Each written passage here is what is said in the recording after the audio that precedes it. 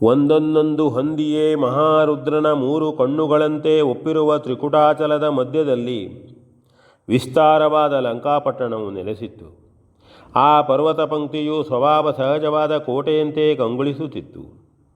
ಸುತ್ತಲೂ ಪ್ರಾಕೃತಿಕ ಜಲದುರ್ಗದಂತೆ ತೆಂಕಣ ಸಾಗರವು ಒಪ್ಪಿದ್ದಿತ್ತು.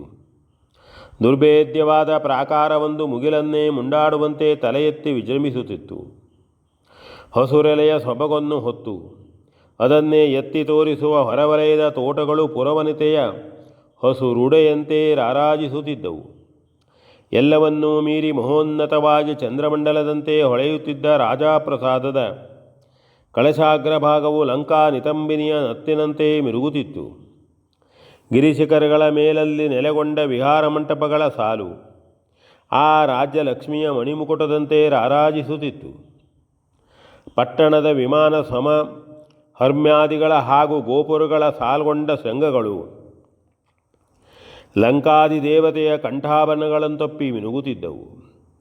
ಮುಣುಗುವ ಸೂರ್ಯನ ಕೆಮ್ಮಣ್ಣದ ಕಿರಣಗಳು ಒಮ್ಮೆಲೆ ವೈಭವೋಪೇತವಾದ ಆ ಲಂಕಾಪಟ್ಟಣದ ಮನೆ ಮನೆಯ ಮಾಡುಗಳ ಮೇಲೆ ಬಿದ್ದು ಖದ್ಯೋತ ಕುಲಕೋಟಿಯ ಅಲ್ಲಿ ಉದ್ಭವಿಸಿದಂತೆ ಹನುಮಂತನ ಕಣ್ಣಿಗೆ ಕಾಣತೊಡಗಿತು. ಬಂದ ಕಾರ್ಯದ ಕುರಿತಾಗಿಯೇ ಚಿಂತಿಸುತ್ತಿದ್ದ ಹನುಮಂತನು ರಾತ್ರಿಯಾದ ಮೇಲೆಯೇ ರಾಕ್ಷಸ ರಾಜ್ಯವನ್ನು ಹೊಕ್ಕು ಶ್ರೀರಾಮನ ಪತ್ನಿಯನ್ನರಸುವುದು ವಿಹಿತವೆಂದು ನಿರ್ಣಯಿಸಿಕೊಂಡನು. ಹಾಗೆಯೇ ರಾತ್ರಿಯ ಮೊದಲ ಜಾವು ತೀರುವವರೆಗೂ ಆ ಪರ್ವತದಲ್ಲೇ ವಿಶ್ರಮಿಸಿಕೊಂಡು ಆಮೇಲೆ ತನ್ನ ಸ್ವಾಭಾವಿಕವಾದ ರೂಪಿನಿಂದಲೇ ಕೆಳಗಿಳಿದು ಪ್ರಾಕೃತಿಕ ದುರ್ಗಗಳನ್ನೆಲ್ಲ ಒಂದೊಂದಾಗಿ ಕಳೆದು ಪಟ್ಟಣದ ಹೊರಕೋಟೆಯ ಬಳಿ ಬಂದು ನಿಂತನು. ಬಹುದೊಡ್ಡ ಪ್ರಾಕಾರವು ದೈತ್ಯ ದೇಹದಂತೆ ಕಣ್ಣ ಮುಂದೆ ನಿಂತಿತ್ತು. ಒಮ್ಮೆ ಆ ಕೋಟೆಯ ಹೊರಬದಿಯಿಂದಲೇ ಸುತ್ತುವರಿದು ಅವನು ಅದರ ರಚನಾ ವಿಶೇಷವನ್ನು ಸೂಕ್ಷ್ಮವಾಗಿ ಪರಿಶೀಲಿಸಿದನು. ಸೂಕ್ಷ್ಮ ರೂಪದಿಂದ ನುಸುಳಿಯೇ ರಾವಣನ ಪಟ್ಟಣವನ್ನು ಹೋಗುವುದು ಶ್ರೀರಾಮ ದೂತನಿಗೆ ಅಷ್ಟೊಂದು ಭೂಷಣವಲ್ಲವೆಂದು ಬಗೆದು ಅವನು ಆ ಕೋಟೆಯನ್ನು ತನ್ನ ಕೈಗಳಿಂದ ಮೆಲ್ಲನೆ ನಿದ್ದೆಯಿಂದೆಬ್ಬಿಸುವವರನ್ನು ಎಚ್ಚರಗೊಳಿಸುವಾಗ ಮೈಮುಟ್ಟಿ ಎಬ್ಬಿಸುವಂತೆ ಬಡಿಯತೊಡಗಿದನು. ಅಷ್ಟರಲ್ಲಿ ಲಂಕೆಯ ನಗರ ರಕ್ಷಣೆಯ ಪೂರ್ಣಾಧಿಕಾರಿಣಿಯಾದ ಲಂಕಿನಿ ಎಂಬ ಘೋರ ದಾನವಿಯು ಬೊಬ್ಬಿರಿದು ಗರ್ಜಿಸುತ್ತಾ ಹನುಮಂತನನ್ನು ತುಡುಕಿದಳು. ಸ್ವಾಮಿ ಕಾರ್ಯದ ಸಲುವಾಗಿ ಈ ಪಟ್ಟಣವನ್ನು ಹುಡುಕಿ ನೋಡಬೇಕಾದ ನನಗೆ ದಾರಿಯನ್ನು ಬಿಡು. ಇಲ್ಲಿಯ ಒಂದೇ ಒಂದು ಪದಾರ್ಥವನ್ನೂ ನಾನು ಮುಟ್ಟುವುದಿಲ್ಲ.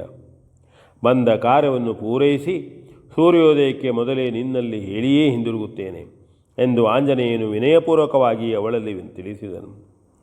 ಲಂಕಿನಿಯು ಗಹಗಹಿಸಿ ನಗುತ್ತಾ, ನಿನ್ನ ಸ್ವಾಮಿ ಕಾರ್ಯವು ಇನ್ನು ನನ್ನ ಹೊಟ್ಟೆಯಲ್ಲಿ ಜೀರ್ಣವಾಗುವುದೆಂದೇ. ಈಗ ನನ್ನ ಕೈಗೆ ಸಿಕ್ಕಿರುವ ನೀನು ಇನ್ನು ಒಳಗೂ ಹೋಗಲಾರೆ, ಹೊರಗೂ ಹೋಗಲಾರೆ. ಕೆಂಡಕ್ಕೆ ಬಿದ್ದ ಪತಂಗವು ಯಾವ ರೆಕ್ಕೆ ನೂರಿದರೂ ಉರಿದೇ ಹೋಗುವುದು ನಿಶ್ಚಯವು. ನೀನು ನನ್ನ ಮುಂದೆ ಅಷ್ಟೇ ಎಂದು ನುಡಿದಳು. ಮಾತ್ರವಲ್ಲ, ಮುಖ್ಯ ಪ್ರಾಣನನ್ನು ತನ್ನ ಕೈಯ ಮುಷ್ಟಿಯಿಂದ ತಿವಿಯಲು ಮುಂದಾದಳು. ಅವನು ನೆಲಕ್ಕೆ ತಿರುಗಿ ಆ ಪೆಟ್ಟು ತನ್ನ ಮೈಮೇಲೆ ಬೀಳದಂತೆ ಮಾಡಿಕೊಂಡು ಮತ್ತೆ ಸರ್ರನೆ ತಿರುಗಿ ತನ್ನ ವಜ್ರಮುಷ್ಟಿಯಿಂದ ಅವಳ ವಕ್ಷಸ್ಥಲದ ಮೇಲೆ ಬಲವಾಗಿ ಬುದ್ಧಿಬಿಟ್ಟನು. ಆಂಜನೇಯನ ಆ ಒಂದೇ ಪ್ರಹಾರದಿಂದ ಲಂಕಿನಿಯು ಜರಿದು ಬೀಳುವ ಬೆಟ್ಟದಂತೆ ನೆಲದ ಮೇಲೆ ಬಿದ್ದು ಹೋದಳು. ಆ ಕ್ಷಣವೇ ಆ ದೈತ್ಯ ದೇಹದಿಂದ ಸುಂದರಾಕೃತಿಯ ಸ್ತ್ರೀಯೊಬ್ಬಳು ಮೇಲೆದ್ದು ಕೈ ಜೋಡಿಸಿಕೊಂಡು, ಎಲೆ ಮಹಾತ್ಮನಾದ ವೀರಪುರುಷನೇ, ನಿನ್ನಿಂದ ನಾನು ಪಾವನಳಾದೆನು. ಪರಮಶಿವನ ಕೋಪಕ್ಕೆ ಪಾತ್ರಳಾಗಿ ಅವನಿಂದಲೇ ಶಾಪವನ್ನು ಪಡೆದು ದಾನವಿಯಾದ ನಾನು ಅಶ್ವಿನಿ ಎಂಬೊಬ್ಬ ಯಕ್ಷಿಣಿಯು ಶಾಪ ಪಡೆದು ಮತ್ತೆ ಶಿವನನ್ನೇ ಬಹುವಾಗಿ ಪ್ರಾರ್ಥಿಸಿಕೊಂಡೆನು. ಅಂತೆಯೇ ಆ ದಯಾಮಯನು ಕಾಲಾಂತರದಲ್ಲಿ ತನ್ನಂಶದಿಂದಲೇ ಜನಿಸತಕ್ಕವನಿಂದ ಪ್ರಹಾರಗೊಂಡು ನಿನ್ನ ಶಾಪಸ್ಥಿತಿಯು ಕೊನೆಗೊಳ್ಳಲಿ ಎಂದು ಅನುಗ್ರಹಿಸಿದನು. ನಾನು ಹಾಗೆ ರಕ್ಕಸಿಯಾದವಳು ಸತ್ಪುರುಷರನ್ನು ತುಚ್ಛೀಕರಿಸಿದ್ದರ ಫಲವಿದು. ಏನು ಮಾಡಲಿ? ದೇವಶಿಲ್ಪಿಯಾದ ವಿಶ್ವಕರ್ಮನು ಈ ಲಂಕಾಪಟ್ಟಣವನ್ನು ನಿರ್ಮಿಸಿ ಸೃಷ್ಟಿಕರ್ತನನ್ನು ಕುರಿತು ತನ್ನೀ ಕೌಶಲ್ಯವನ್ನು ರಕ್ಷಿಸುತ್ತಿರುವ ಸಲುವಾಗಿ ಈ ಲಂಕೆಗೊಬ್ಬ ನಗರಾದಿ ದೇವತೆಯನ್ನು ಕರುಣಿಸಬೇಕೆಂದು ಬೇಡಿಕೊಂಡನು. ಸುಪ್ರೀತನಾದ ಬ್ರಹ್ಮದೇವನು ನನ್ನ ಮೇಲೆಯೂ ಕರುಣೆಯನ್ನಿಟ್ಟು ವಿಶ್ವಕರ್ಮನ ಅಪೇಕ್ಷೆಯಂತೆ ನನ್ನನ್ನು ಲಂಕಿನಿಯಾಗಿ ನೇಮಿಸಿ ಮರ್ಕಟನೊಬ್ಬನಿಂದ ನೀನು ಪರಾಜಯ ಹೊಂದಿದಂದು ಮೊದಲುಗೊಂಡು ಲಂಕೆಯ ರಕ್ಷಣೆಗೆ ಧರ್ಮವೇ ಕಾರಣವಾಗತಕ್ಕದ್ದಿದೆ. ನೀನು ಶಾಪ ವಿಮುಕ್ತಳಾಗಿ ಸುಖಿಯಾಗುವೆ ಎಂದು ಅಪ್ಪಣೆ ಮಾಡಿದ್ದನು. ಕೆಲವು ಕಾಲ ಇಲ್ಲಿ ಯಾರೂ ಇರಲಿಲ್ಲ. ಆಮೇಲೆ ರಕ್ಕಸರು ಬಂದು ನೆಲೆಸಿದರು.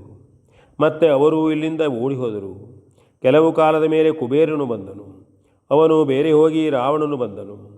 ಎಷ್ಟೋ ಶತಮಾನಗಳಿಂದ ಈ ಲಂಕಾನಗರಿಯು ಹಾಳಾಗದಂತೆ ಸರ್ವ ವಿಧದಿಂದಲೂ ರಕ್ಷಿಸಿಕೊಂಡಿದ್ದವಳು ನಾನು. ರಾಜ್ಯಭಾರದ ವಿಷಯದಲ್ಲಾಗಲಿ ಶತ್ರುಗಳ ಆಕ್ರಮಣದಲ್ಲಾಗಲಿ ನಾನೇನನ್ನು ಮಾಡಬೇಕಾದದ್ದಿರಲಿಲ್ಲ. ತಾನು ನಿರ್ಮಿಸಿದ ನಗರವು ಯಾವ ವಿಧದಿಂದಲೂ ಕೆಟ್ಟು ಹೋಗದಂತೆ ರಕ್ಷಿಸುವವರನ್ನು ಮಾತ್ರ ವಿಶ್ವಕರ್ಮನು ಬಯಸಿದ್ದನು. ಅವನಿಗೆ ತನ್ನ ಶಿಲ್ಪ ಕೌಶಲ್ಯವು ಅಂದಗೆಟ್ಟು ಹೋಗದಿರುವುದೇ ಮುಖ್ಯವಾಗಿತ್ತು. ಪಟ್ಟಣದ ಅನುಭವದ ಕುರಿತು ಅವನಿಗೆ ಅಷ್ಟೇನೂ ಆಸಕ್ತಿ ಇರಲಿಲ್ಲ. ನಿರ್ಮಾಣ ಸೌಂದರ್ಯವನ್ನು ಹಾಳಾಗದಿದ್ದರೆ ಸರಿ, ಅದೇ ನನ್ನ ಕಾರ್ಯದ ಹೊಣೆಯೂ ಆಗಿದ್ದಿತ್ತು. ಯಾವ ರಾಜನಾದರೂ ನನಗೆ ಒಂದೇ ಪಟ್ಟಣವು ಮಾತ್ರ ಅಂದಗೆಡದಂತೆ ನೋಡಿಕೊಳ್ಳುವುದು ನನ್ನ ಕೆಲಸ. ನೀನು ಕೋಟೆಯನ್ನು ಕೈಯಿಂದ ಬಡಿಯತೊಡಗಿದೆ. ಆದುದರಿಂದ ನಿನ್ನ ಆಲೋಚನೆಯು ಕೋಟೆಯನ್ನು ಕೆಡಹುವುದೇ ಇದ್ದರೂ ಇರಬಹುದೆಂದು ಮನಗೊಂಡು ನಾನು ನಿನ್ನನ್ನು ತುಡುಕಲು ಕಾರಣವಾಯಿತು. ಇದರ ಅರಸನು ನಿತ್ಯವೂ ನನಗೆ ನಾನಾ ಬಲಿಗಳನ್ನಿತ್ತು ನನ್ನನ್ನು ತೃಪ್ತಿಪಡಿಸುತ್ತಾನೆ. ಹಾಗೆಯೇ ನೀನು ಆರಂಭದಲ್ಲಿ ಭಿನ್ನಯಿಸಿಕೊಂಡರೂ ನಾನು ಅದನ್ನು ರಕ್ಷಿಸಲು ನನ್ನ ತಾಮಸವು ರಾವಣನ ಬಲಿಯ ಋಣವೂ ಜತೆಯಾಗಿದ್ದು ನನ್ನನ್ನು ಬಿಡಲಿಲ್ಲ. ಮದಾಂಧಳೇ ಆಗಿದ್ದೆನು, ನನ್ನನ್ನು ಕ್ಷಮಿಸು. ನೀನು ಶಿವಾಂಶದಿಂದ ಜನಿಸಿರುವುದರಿಂದಲೇ ಬ್ರಹ್ಮದೇವನ ಮಾತಿನಂತೆ ಮರ್ಕಟನಾದ ನಿನ್ನಿಂದ ನಾನು ಸೋತು ಶಿವಾನುಗ್ರಹದಿಂದ ಶಾಪಸ್ಥಿತಿಯನ್ನು ನೀಗಿ ಈಗಲೀಗ ಪಾವನಳಾದೆನು. ನಿನ್ನ ಕಾರ್ಯಕ್ಕೆ ಇನ್ನು ಯಾವ ವಿಘ್ನವೂ ಇಲ್ಲ. ಮುಂದೆ ಧರ್ಮವೇ ಲಂಕೆಯನ್ನು ರಕ್ಷಿಸುತ್ತದೆ. ನಿನಗೆ ಶುಭವಾಗಲಿ, ನನಗಪ್ಪಣೆಯನ್ನು ನೀಡು ಎಂದು ನಿವೇದಿಸಿಕೊಳ್ಳುತ್ತಾ ಅದೃಶ್ಯಲಾದಳು. ಹನುಮಂತನಿಗೆ ಇದು ಒಂದು ಉತ್ತಮ ಕಾರ್ಯವೇ ಆಯಿತೆಂದು ಸಂತೋಷವಾಯಿತು. V N Bhagwat ಮರಪಳ್ಳಿ.